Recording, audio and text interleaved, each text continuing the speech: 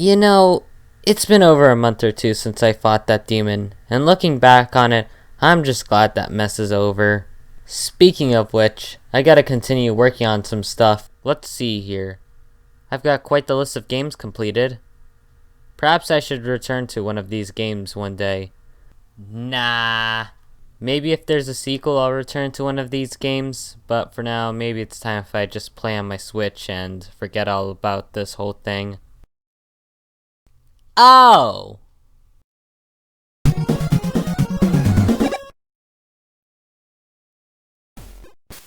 In my last review about this series, I talked about the original Shantae game on the Game Boy Color. And I thought it was mediocre at best, so in order to take the bad taste out of my mouth, I'm going to be playing the sequel to the game that nobody knew about, Shantae Risky's Revenge. Before diving into this game though, I might as well talk about the DSi Shop, where the game originally originated from at least. For those of you who don't know, the DSi Shop was a service in which you can buy applications via DSi points. Each DSiWare title ranged from 200 DSi points all the way to 1200 DSi points.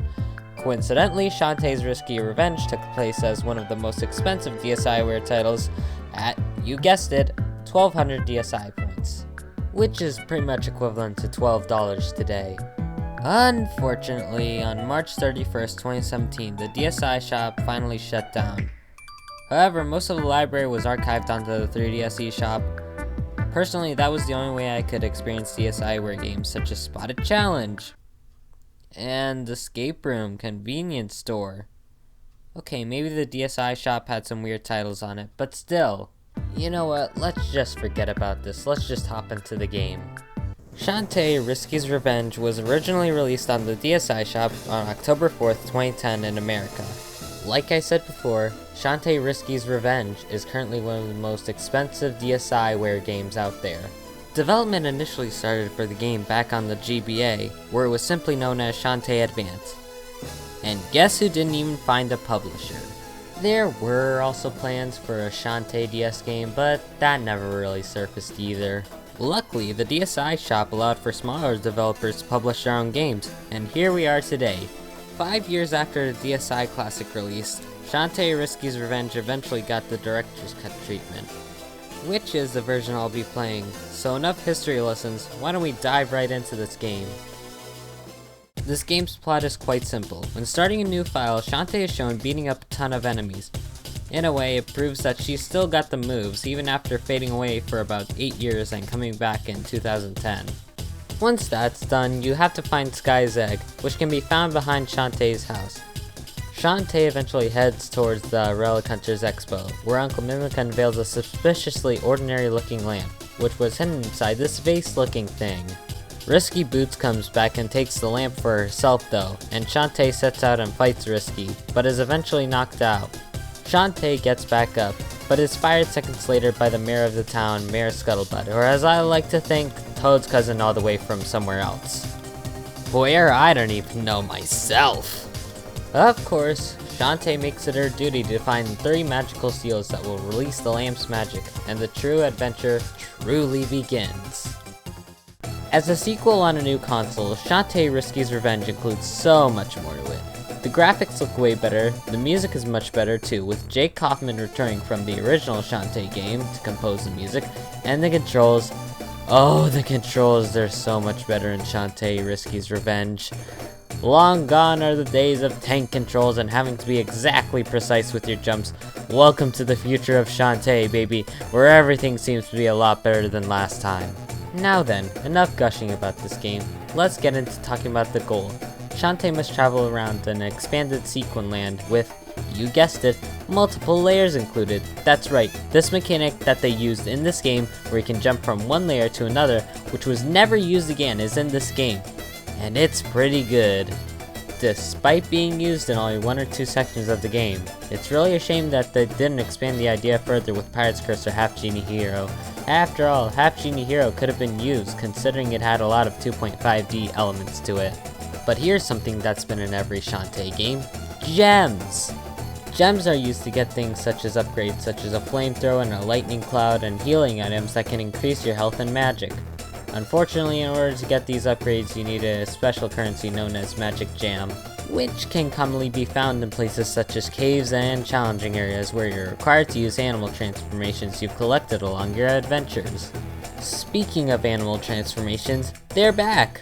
Unfortunately, only the monkey and elephant return, with the mermaid transformation joining in too. Yep, there are only 3 transformations unlike the 5 transformations in the Shantae Game Boy Color game. But I guess I don't mind. But something I nearly mind in this game is the dancing. Take into account that in order to transform in this game, you have to dance like you did in the original Shantae game. Instead of it being timed though, you have to choose the right dance at the right time. Which I guess is an improvement from the original Shantae game's dancing function. But I'm also still glad it was fixed in other games like Half Genie Hero. Now then, how do you even get the magical seals? Each of the magical seals are hidden away in a dungeon guarded by each Baron. Those Barons being Squid Baron, Ammo Baron, and Hypno Baron. And while Squid and Hypno Baron's dungeons are based off the Shantae Game Boy Color game's dungeons, Ammo Baron's dungeon is basically a gauntlet of enemies that you fight off in 3 minutes, with extra time included. Getting the seals for the first and third dungeons are quite a piece of cake to get, honestly. You have to get to the end of each dungeon and beat the boss, which should sound pretty easy. Yeah, it's easy. Squid Baron's pretty easy and Hypno Baron just turns into your uncle and attempts to kill you. So what happens after you get the third seal? Shantae realizes that Uncle Mimic has been kidnapped by Roddy Tops and her brothers Abner and Poe, in order to receive coffee and brains from Risky. Shantae makes her way to Risky's lair in order to fight her, but not before taking on the usual penultimate shmup level before fighting the final boss. When Shantae makes it to Risky's lair, it turns out Risky lied about her deal with Roddy and her brothers. Once Shantae arrives, she hands the 3 magic seals to Risky and the showdown finally begins, starting with a rehash of the first fight with Risky, leading to Shantae losing her powers because of the lamp. So it turns out the lamp was used to gain Shantae's powers, and now she has to fight an evil and edgy version of herself. With Shantae's magic half belonging to this evil clone, it can now use Shantae's transformations and Shantae's other magic items that she has gained throughout the adventure. Once Shantae's evil clone is defeated, it turns out that Shantae is now fully a human, since she doesn't have her genie magic anymore. And with that ends Shantae Risky's Revenge. Which is what I would say if I was playing the DSi version, but no, we're playing the Director's Cut version. After you beat the game, you're able to access a new mode called Magic Mode. So basically this game's New Game Plus. It gives Shantae a new costume, lessens the amount of magic usage, and makes you take more damage than usual. Now that actually ends off Shantae Risky's Revenge Director's Cut. For a 2010 game on DSiWare, this is fantastic. For a game that costs $9.99 on modern platforms, it's great. Shantae Risky's Revenge is leagues better than the original game, with everything about the game being so much better. And hey, the plot is pretty good. For a series return, Shantae Risky's Revenge takes the cake at being a series revival. Even if the only game in the series was the original Game Boy Color game, do I recommend Shantae Risky's Revenge?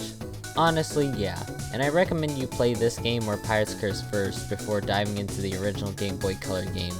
Well, that's it. After one game left a bad taste in my mouth, it's good to play another game that'll leave a good taste in my mouth. Next time I take a dive into this series, it'll be with Shantae and the Pirate's Curse, which, my god, I cannot wait to talk about. So with that, my friends, I would like to thank you all and have a good night. You know, ever since I caught you, it always feels like I can't go to sleep properly. You don't speak or anything. You just stare at me with malice. Tomorrow I'm just gonna get rid of you for good.